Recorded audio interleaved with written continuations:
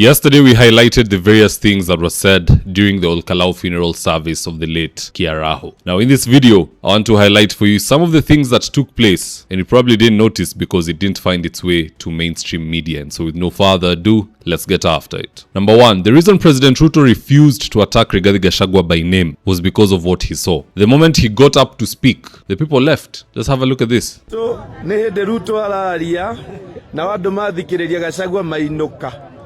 Ona thigari rauga ni kuinuka irenda kuinuka ni inogire. Tondu akiuga mwathani agocwo thende ciothe gutikindu kia batauga ni acio andu makiinuka. Thaici ni hindi Ruto araria thaici turaria. Andu ni kuinuka marainuka. Andu ni manogete. Ndugiuga kwi handu ati thirikari ri raruta wira na mundu araire ngaragu. Muru wa nyina nake ni arabutirwo gikomba. Urio kirake kibanda kia muru wa nyina ri ni kia momorirwo githura ithani uge kwi handu mwathani agocwo me kuria mwathani. Ni one time kana teguo ni one time. Now imagine if Rigathi Gachagua himself stood up and left mid-speech while Ruto was talking. Si angebaki hapo akiongea na Ishungwa na Wetangula peke yake and maybe the family of the late Kiarao, because everybody else would have left. Ile style ya Didmas Baraza kule Bungoma. Number 2, Ruto, Wetangula and Ishungwa had planned to humiliate Rigathi Gachagua in that very meeting. How so? You see, the original plan was for Gachagua to speak after the MPs, then Wetangula, Kindiki and finally Ruto. But Rigiji refused to stand up when he was called right after the MPs, forcing Wetangula to speak before him. Just listen into this. Kwa nafasi hii nimkaribishe aliyekuwa naibu wa rais aseme yake, akishamaliza baadaye tuendelee na ratiba ili tuendelee tukimalizia. Karibu aliyekuwa naibu wa rais Rigathi Gachagua, nafasi yako ya kuongea.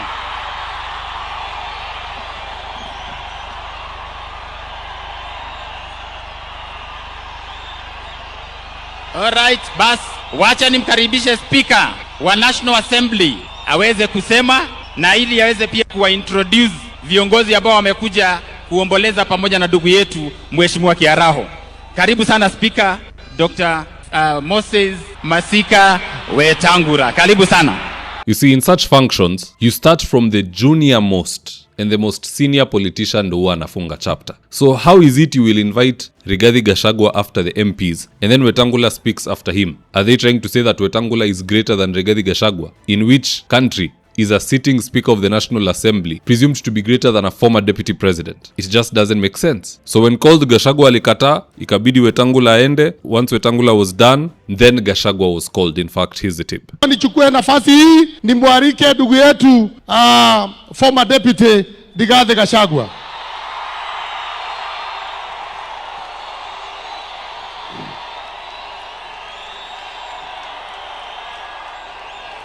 Number 3, in the original setup, sababu viti zilikuwa na majina, president, deputy president, everybody knows where they're supposed to sit. In the original setup, it was supposed to be Kimani Ichung'wah, then Rigathi Gachagua. But when Methu realized this, he took his seat all the way from down that row and he brought it and planted it in between himself and Kimani Ichung'wah. Because you know these guys were looking for a photo op. They just wanted to live there with pictures of them talking with Rigathi Gachagua, shaking hands. Even if they're arguing, bora wamepata picha ni kama wanaongea na mambo iko sawa, they go use that in their campaigns. But Ichung'wah was denied the opportunity to talk to Gachagua because Methu became the buffer. In fact, here's the image of the sitting arrangement.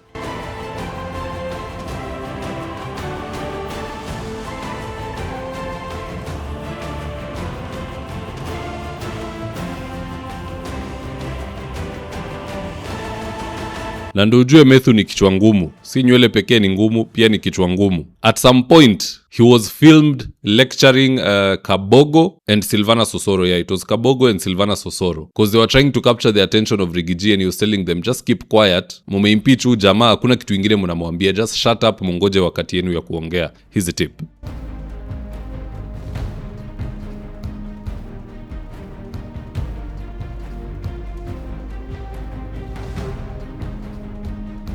And it's not just in politics, even in life. Ni mzuri kukuwa na mtu trustworthy kama John Methu. Mtu ambaye ako na wewe wakati we ni deputy president, ukikuwa impeached, which is tantamount to political death, he is still walking with you and defending you and sitting next to you. That is a true gentleman. Si kama ule mkora ambaye anaitwa Kahiga. Mutahi Kahiga is the biggest conman I've ever seen. Kama kuna mtu single-handedly yeye ndo alifanya Gachagua akuwe impeached, it is Mutahi Kahiga. He kept giving politically charged speeches which were pushing us and pushing us and pushing us well towards impeachment. Then once Gachagua was impeached, sahi anaimba 2 term. He was even filmed the other day secretly telling huyu jamaa anaitwa Jessica Wanjiku, mbunge alikuwa anataka kupeleka familia ya Rigathi yenye inateta mambo ya inheritance to State House. I'm forgetting the name. The area MP wa Gachagua. Kahiga was telling him ati huyo jamani kichwa ngumu, hata nyivi vile ni kichwa ngumu hivyo ndo inafaa, ndo mudil na yeye. Imagine he was talking about Rigathi Gachagua like that. Ni vile tu juu ya wakati sikuwa nimejipanga, would have searched for that video, but it's very shameful how people like Kahiga are conducting themselves. But for John Methu, that is good. Hii maisha, ukipenda mtu, kuna urafiki inaenda beyond. Even David in the Bible had Jonathan. Even William Ruto, whether tumpende or not, Farouk is a very close ally. Sidhani Farouk anaweza pewa 100 million aruke rais. So John Methu is the equivalent of that, and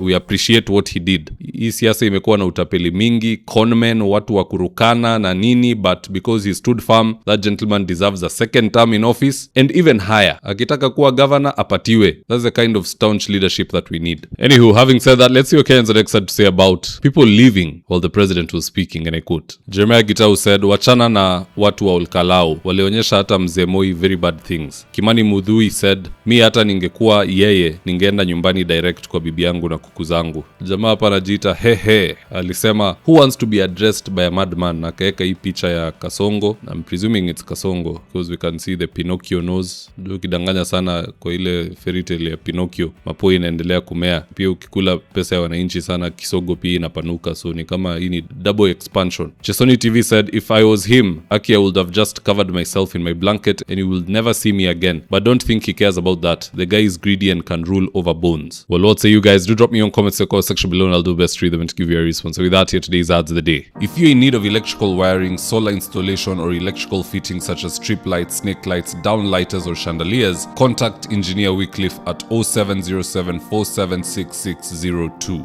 and he'll get your house dapped up.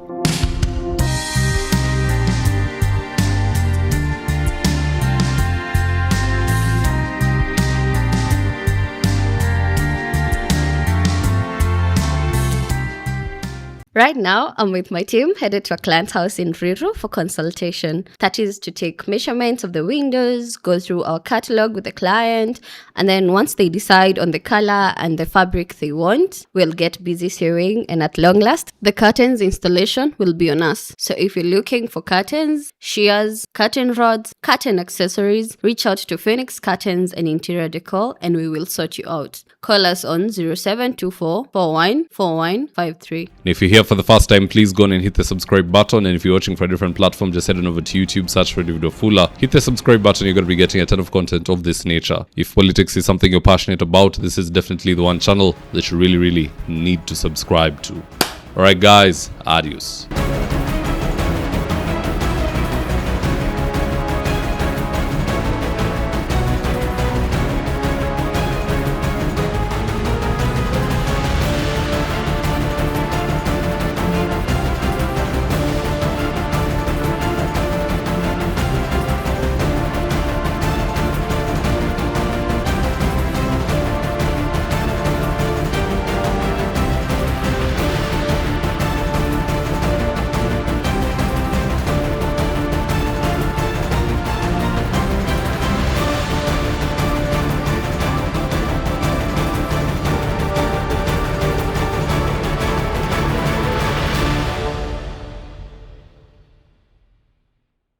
Thank you for choosing David Wafula as your primary news platform.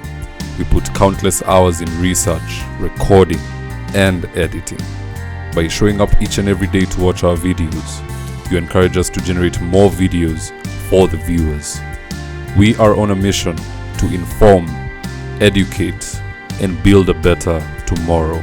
To our thousands of followers in a world full of presidents, kings, and queens, you are the real gem. Adios.